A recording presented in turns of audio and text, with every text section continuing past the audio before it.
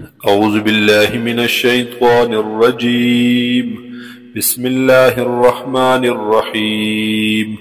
قل يا أهل الكتاب تورتوا اے حضور صلی اللہ علیہ وسلم، یا اہل الكتاب اے اہل کتابو، تعالوا راشی تاسو الى کلمت یوی کلمیتا یوی خبرتا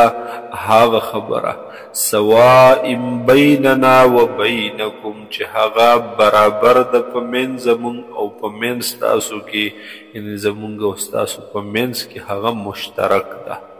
هغا دا الله نعبد الا الله، چې مونږ به عبادت نکو بغیر د الله نه د هیچا، ولا نشرک به شیئا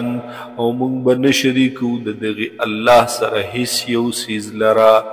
ولا يتخذ بعضنا بعضا اربابا او نبنیسی بعضی زمونږ بعض لرا اربابا په خدای سره خدایان، من دون الله بغیر د الله نا. فإن تولوا پس که چرته دوی مخ واړولو اعراض وکړو، فقولوا اشهدوا نو بس ووایئ دوی ته چې ګواهان شئ تاسو،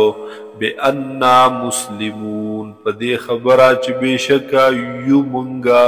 مسلمانان غاړه کېښودونکي فرمانبرداري کوونکي. یا اہل الكتاب اے اہل کتابو، لم تحاجون فی ابراہیم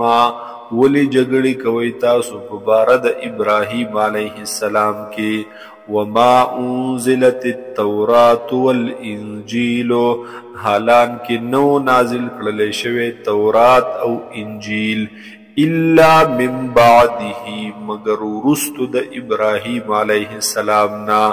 افلا تعقلون آیا تاسو د عقل نه کار نه اخلئ؟ ها انتم هؤلاء خبردار تاسو هاغ خلق یې هاغ کسان یې، حاججتم چې تاسو جګړې کوئ، فیما په هغې خبرو کې لکم به علم چې دی تاسو ته په هغې باندې علم، فلم تحاجون فیما نو بس ولې جګړې کوئ تاسو په باره د هغې خبرو هغې مسلو کې، لیس لکم به علم چې نشته دی تاسو لره په هغې باندې څه علم، والله یعلم وانتم لا تعلمون الله تعالی ته علم دی او نشته دی تاسو ته علم.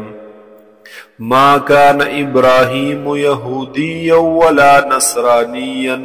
نو ابراهيم عليه السلام يهودي او نصراني، ولكن كان حنيفا مگر وہ ابراهيم عليه السلام حنیف د هر طرف نرا کټکیدون کې حق طرف تا، فطری موحد یا یو مخیز انسان، مسلمن او غاړه کې خودن کې الله حکمونو ته. وما كان من المشركين او نو ابراهيم عليه السلام د مشرکانو نا. ان اول الناس بابراهيم بشکا زیات نزدې د خلقنا ابراهیم علیه السلام تا، للذین اتبعوه خامخا هاغه کسان دي چې تابعداري کړې د ابراهیم علیه السلام، وهذا النبی او ډیر نزدې هغه ابراهیم علیه السلام ته دا مبارک پیغمبر صلی الله علیه وسلم دی، والذین او هاغه کسان دي آمنو چې ایمان راوړې، والله ولی المؤمنین الله تعالی دوست د مؤمنانو دی، مددگار د مؤمنانو دی. ودت طائفة من اهل الكتاب خوخوی یو ډله د اهل کتابنا، لو یضلونکم کاش چې دوی گمراه کی تاسو لرا،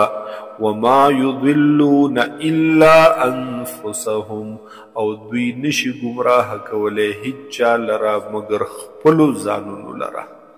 وما يشعرون او دوی کی شعور نشتا، دوی ته احساس نکیږي چې گمراه سوک شو، منگ شو که بل مکو. یا اہل الکتاب، اے اہل کتابو، لم تکفرون بآیات اللہ، ولی انکار کوئی تاسو د آیاتونو د اللہ نا، وانتم تشہدون، حالانکہ تاسو گواہ یی پدی خپوئیږي چې د الله طرف ندی. یا اہل الکتاب، اے اہل کتابو، لم تلبسون الحق بالباطل، ولی تاسو گډوډ کوئ حق لره د باطل سرا، وتکتمون الحق، او ولی پټوئ تاسو حق لرا،